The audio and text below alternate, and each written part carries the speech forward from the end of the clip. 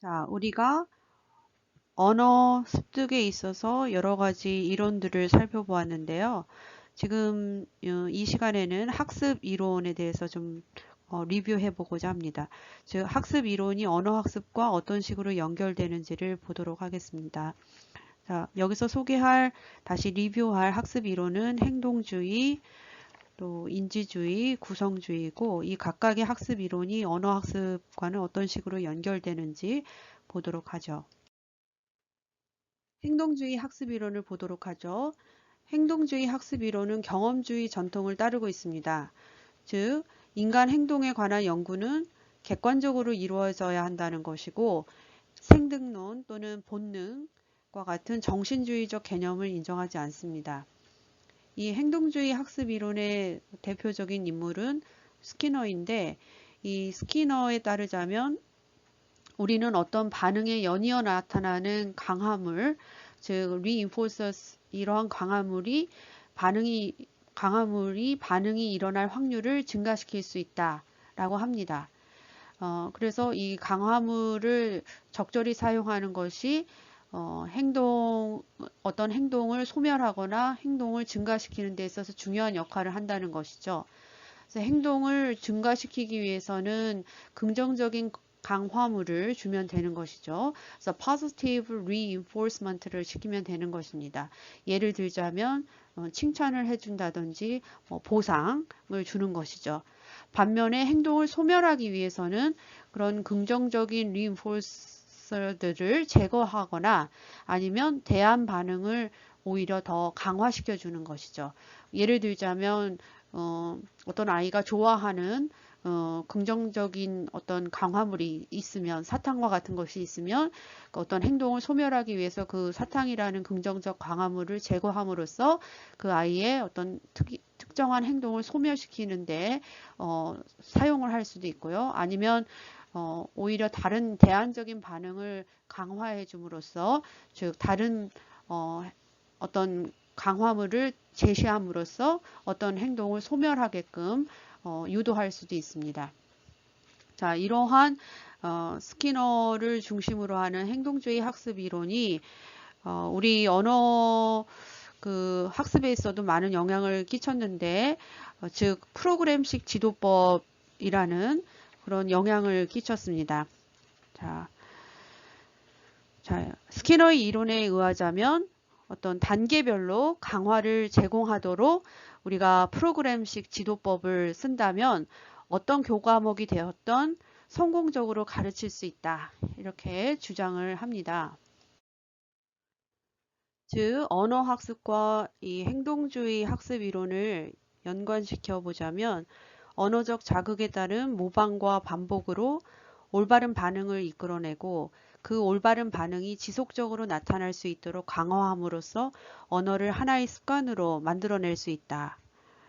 라고 주장을 하죠. 즉, 교실 내에서의 수업은 우리가 잘 짜고 또 그것을 강화시킬 수 있는 어떤 스케줄을 만들어내고 또 그럼으로써 학생들로 하여금 어떤 프로덕션을 만들어내도록 통제하는 연습 위주로 우리가 수업을 진행한다면 학습자들의 그 정확한 언어 사용을 우리가 습관처럼 만들어낼 수 있다라는 것이 이 행동주의 학습 이론을 바탕으로 하는 언어 학습 교수법이죠.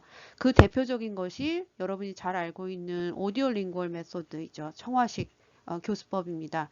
그래서 우리가 지난 시간에도 잠시 언급했지만 구조주의 언어 패턴 분석을 이 오디오 링구얼 메소드에서는 적용시킵니다. 즉 구조주의 언어학자들이 언어를 describe 정확하게 기술해내는 또 그것을 통해서 언어의 패턴을 분석해내는 그러한 측면들을 받아들여서 학생들로 하여금 가르쳐야 하는 학생들이 배워야 하는 언어 패턴을 분석해내고 제시하죠.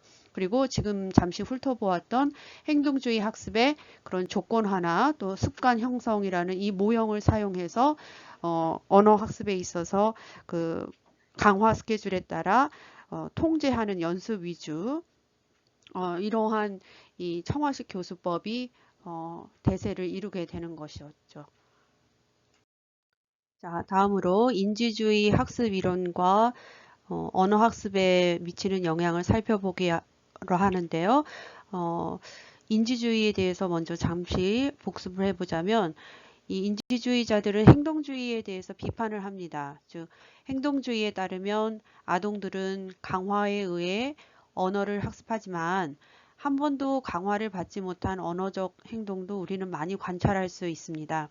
따라서 이 인지주의자들은 어린이의 언어라는 것은 외부적인 환경에 의해서 형성되기보다는 자신의 언어 체계를 창조적으로 발달시켜가는 것이다 라고 주장을 합니다.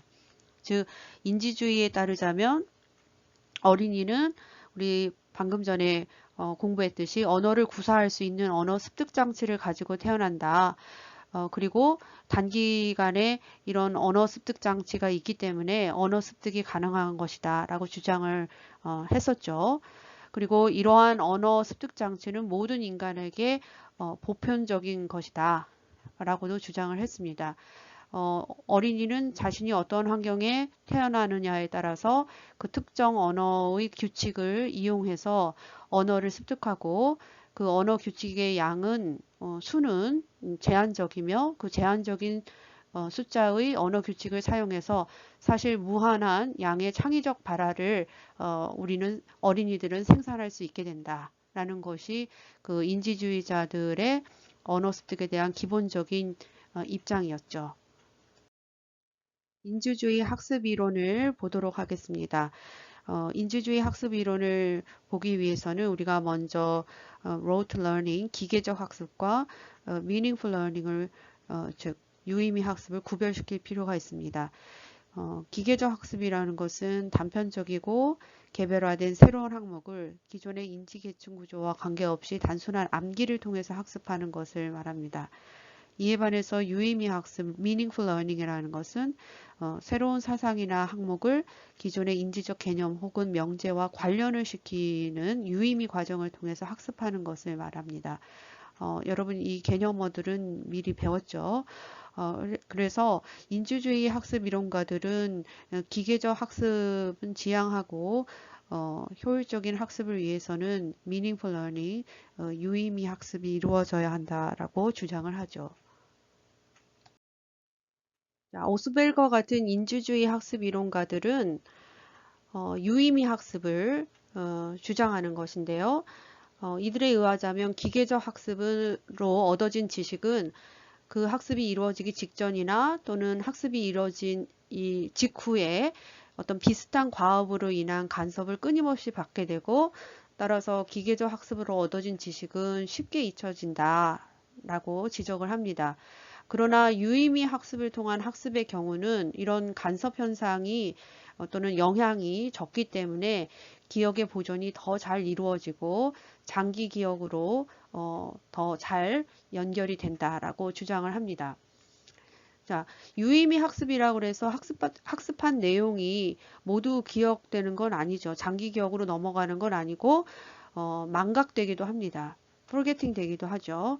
우리 모두가 모든 것을 다 기억하지는 않고 망각이라는 자연스러운 현상을 겪게 되는데 그러나 유의미 학습에서의 망각은 이 포섭, subsumption 과정의 일부입니다.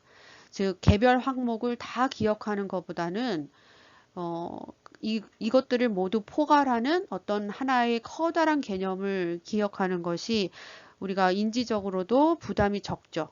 그리고 더 경제적이에요. 이러한 subsumption 과정으로서 이제 망각이 이루어진다.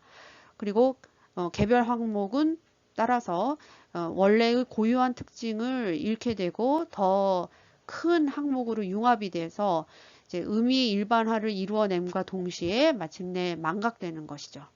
자, 이상과 같이 유의미 학습에서의 그 forgetting이라는 것은 좀 더 큰 포섭 과정의 일부로서 이루어지는 것으로 인지주의 학습 이론가들은 설명을 하고 있습니다.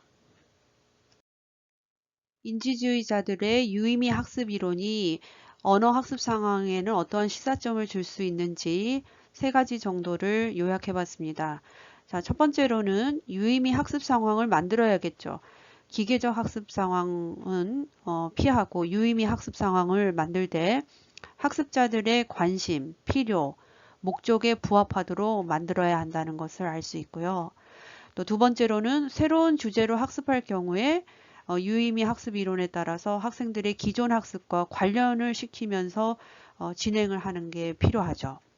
또 마지막으로 이 포섭 과정을 촉진시키기 위해서는 그림을 활용한다든지 아니면 어떤 어형 변화표 등을 사용해서 학생들이 그 작은 기억의 그런 단편들을 구체적인 개별 항목들을 좀 더 큰 하나의 커다란 개념으로 기억할 수 있도록, 즉 개별 항목이 더 큰 항목으로 융합되어서 결국은 전반적인 의미의 일반화를 이루어낼 수 있도록 그런 이제 포섭 과정을 촉진시킬 필요가 있다는 것을 우리가 배울 수 있습니다.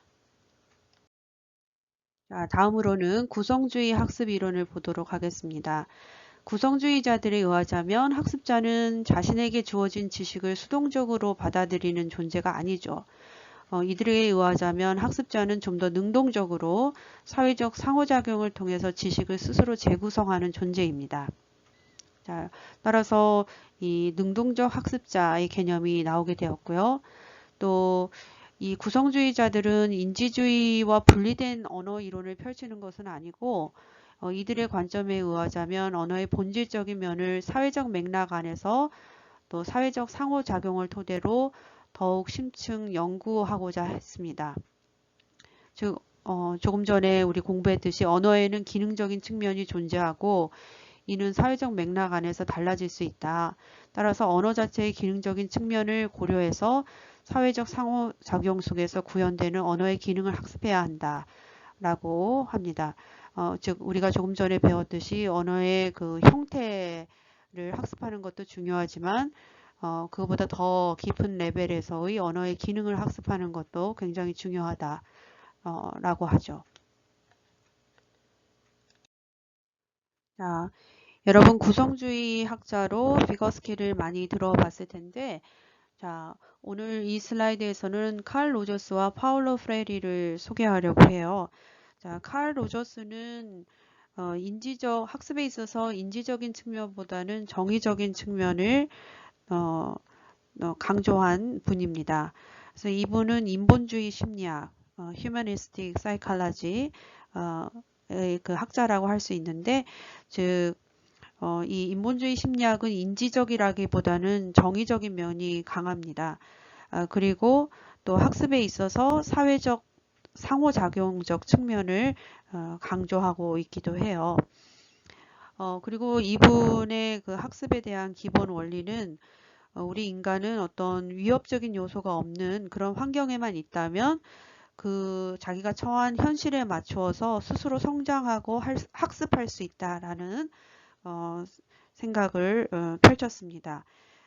그래서 우리 교육의 목표는 변화를 촉진시키고 학습을 촉진시키는 건데 어떻게 그렇게 할 수 있는가에 있어서 이제 교사가 일방적으로 판단해서 변화와 학습을 촉진시키는 게 아니라 오히려 교사는 학습자와 상호교류를 통해서 학습을 促진시키는 역할을 해야 한다는 것입니다. 즉 예를 들자면 교사는 학생들과 솔직하게 서로 공감을 갖도록 의사소통을 한다든지 또한 학생보다 낫다는 어떤 우월적인 의식을 버린다든지 또 학습자를 존중하고 신뢰하면서 또 수용하는 그런 태도가 필요하다라고 봅니다. 이런 칼 로저스의 인본주의 심리학은 그 전에 보았던 스키너의 굉장히 과학적인 분석이나 오스벨의 그 이성주의적 이론하고는 좀 다르죠.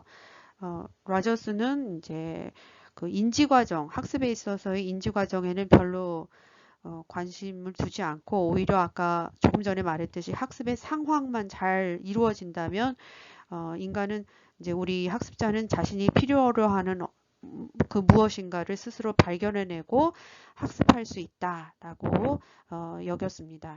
이제 물론 이 인본주의 심리학을 바탕으로 하는 이러한 정의적 측면을 강조하는 교수법으로는 여러분 많이 들어본 커뮤니티 랭귀지 러닝 이런 것들이 나오게 되는데 그것의 이제 장점은 지금 언급한 이런 모든 점들이 장점으로 작용할 수 있지만 동시에 결점도 있었죠. 즉 학생들을 너무 자유롭게 내버려 두는 것 아닌가.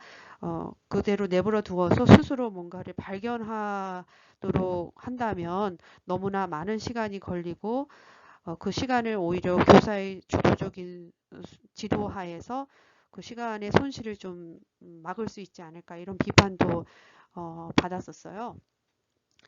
자, 그러나 어찌되었던 그 이전에 인지적인 측면을 강조한다든지 과학적인 측면을 강조한 교수법보다는 정의적인 측면을 강조해냄으로써 그 학습자의 그런 여러 가지 심리적인 상태를 고려했다는 측면에서 아주 좋은 영향력을 끼쳤다고 볼 수 있습니다. 자, 다음으로는 파울로 프레리인데 이분은 많이 들어봤죠. 그래서 이분은 자유주의적 교육을 주장하셨죠. Liberationist Views of Education 해서 그래서 이 학생들에게 파워, 즉 권위를 부여해야 한다라는 게 하나의 핵심이라고 할 수 있어요. 그래서 교사는 교실에서 너무나 많은 권위를 가지고 있고 따라서 교사는 오히려 학생들에게 권위를 부여해야 한다. 이 자유주의적 liberationist의 반의어적인 개념이 뱅킹 에듀케이션이에요. 그래서 이 뱅킹이라는 것은 은행에다가 저금을 하듯이 어떤 지식을 교사가 학생들에게 구축해주는 채워넣는 그러한 은행식 교육을 굉장히 반대하고 오히려 그 하단에 적어놨듯이 학생들에게 empowered 어떤 권위를 좀 주고 또 학생들로 하여금 learning outcomes를 즉 그 학습의 결과를 negotiate 어떤 이렇게 협상을 교사와 할 수도 있고 또 교사와 협력적인 관계를 이루어낼 수도 있고 또 서로 협동 학습을 할 수 있게 해주기도 하고 또 교실 수업 내의 수업 내용으로만 수업 내용을 교실 수업 내로만 국한시키는 것이 아니라 이제 교실 밖에서도 충분히 다른 실생활과 연관 지을 수 있도록 해야 한다.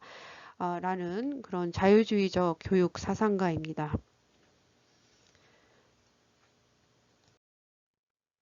기능주의 그리고 구성주의에 따른 언어학습의 모습은 어떨까요? 자, 실제 교실 지도에서는 언어 기능 학습이라는 그 대명제를 바탕으로 언어 학습을 시도하게 됩니다. 그러니까 언어의 기능을 학습시키는 것이 굉장히 중요한 과제로 떠오르게 되는 것이죠. 그런데 언어의 이 기능이라는 것은 컨텍스트, 상황에 따라서 달라지기 때문에 우리가 효과적으로 언어의 기능을 학습시키기 위해서는 그런 상황들, 실제 언어 사용을 토대로 하는 그 상황에 맞추어서 상호작용을 통한 학습이 이루어지게끔 지도해야 하는 그런 모습들이 출현하게 되었습니다. 자, 오늘 과제를 부여함으로써 수업을 마무리하려고 합니다. 오늘 과제는 한 문단 짤막하게 써서 제출하는 건데요. meaningful learning을 한 경험이 있다면 어떠한 meaningful learning에 관련된 활동을 했었는지 리스트업을 하고 그 활동들의 효용성에 대해서 지금 생각해 보니까 어떠한지 자기 평가를 해보는 것입니다. 자, 공지사항으로 올릴 테니까 보고 제출해 주시기 바랍니다.